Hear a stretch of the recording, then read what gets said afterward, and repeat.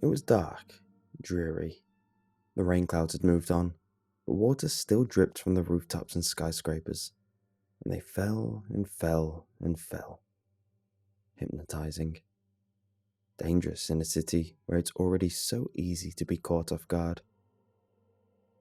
The hooded man approached me in the middle of the night, as I was walking home from a business meeting that ran late. He said the words that tear at the soul, a question with infinite answers, but always a constant result. I will grant you one wish. I laughed to myself. Crazy person or not, I knew how these stories always went. Make a wish, granted in a horrifying way, wisher dies. Simple as that. I read The Monkey's Paw. I'd seen Wishmaster. I wouldn't be so carelessly stupid. I thought myself clever when I made my wish. So innocuous that any play on it would be downright foolish. I wish for $1. Had it been a crazy person, even he could have granted this wish. But it was no crazy person. I watched as the hooded man raised his hands, cupping them around the air, and slowly pulled a single dollar into reality, as though out of a black hole. It gingerly floated down into my cupped hands. I looked at the bill, incredulous, and when I looked up, the man was gone. At home, I could do nothing but stare at the bill, unsure if I had truly seen what I thought I had. How could he have done it? Was he really a genie of some sort? Was the bill even real? Or am I just dreaming? I was sure I wasn't, but these weren't the questions that bothered me the most. The thought that racked my brain endlessly was, did I just waste a legitimate supernatural wish on a single dollar? I'd figured if the man was the kind of genie I'd been brought up by horror stories to believe in, that he would have created some sort of help for me in this wish. I figured the dollar would create minimal suffering at best, but I hadn't honestly expected the wish to come true anyway. I thought I was just humoring a crazy man. But nothing has happened. The supernatural being granted me my wish and went off. I could have had anything. Anything. I could have wished for billions instead of a single dollar. I could have wished for power, to be superhuman. I could have wished for world peace. But I had $1. $1. I didn't sleep that night. Hell, I didn't sleep for the next week. How could I?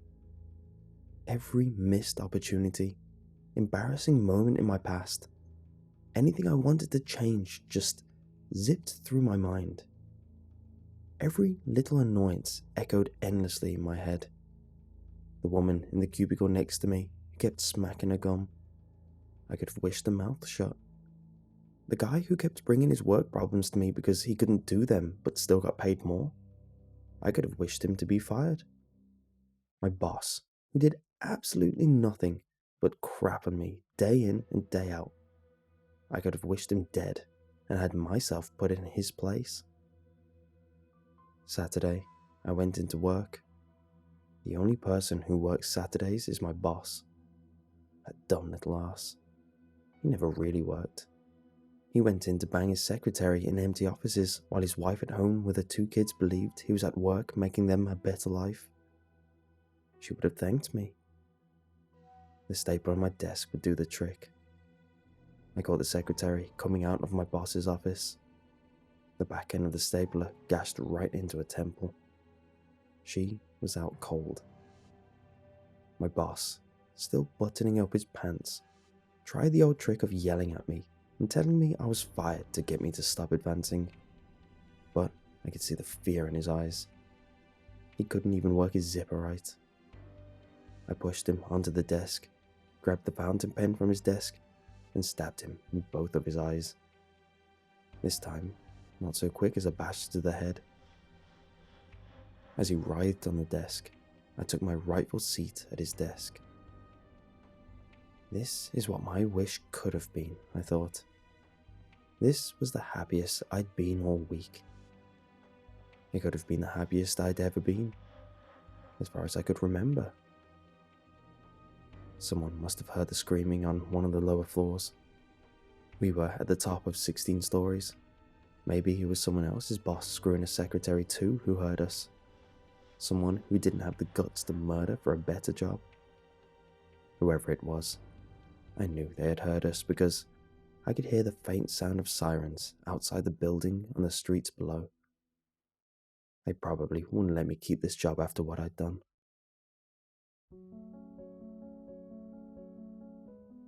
I went up to the roof of the building, dragging the still twitching body of my former boss. When I got to the top, I found out I was right. Cop cars littered the street.